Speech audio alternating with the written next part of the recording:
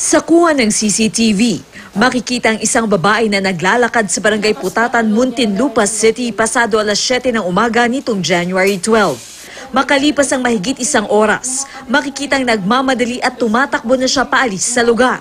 Nag-a-apply umanong kasambahay ang babae sa isang residente ng subdivision kung saan siya nakuna ng CCTV.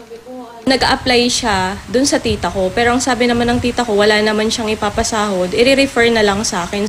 Nagpakilala raw ang kasambahay na si Lisa na mula pa raw Bicol. Agad daw siyang nakagaanan ng loob ng pamilya ng biktima dahil kababayan nila at mukha umanong mabait. Pinakain pa raw nila ito ng agahan.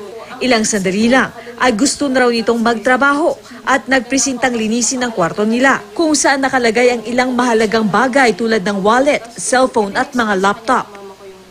Pumunta lang ako dun sa kabilang kwarto. Tapos sabi ko, kukunin ko yung phone ko, parang mga ilang minutes pa lang talaga siya. Sabi ko, kukunin ko yung phone ko. Pagpunta ko dun sa kwarto, nakita ko nakasaksak na lang yung charger, wala na yung phone.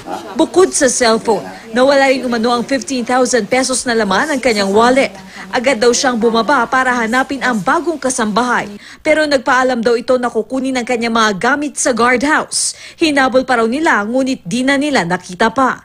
Hanggang nakita raw nila sa Facebook na marami na palang nabiktima ang naturang babae. Nung naghahanap ako, tinay ko yung magnanakaw na katulong, yung mukha niya yung unang lumabas. Tapos nakalagay doon, nakapambiktima na siya sa Quezon City, sa Novaliches, sa Rizal. At talagang matinik dahil maliban sa kanila, may dalawa pa raw itong nabiktima sa kanilang lugar. Ipinagbigay alam na nila sa otoridad ang insidente upang matugis at hindi na makapambiktima pa. Katrina Son, GMA News.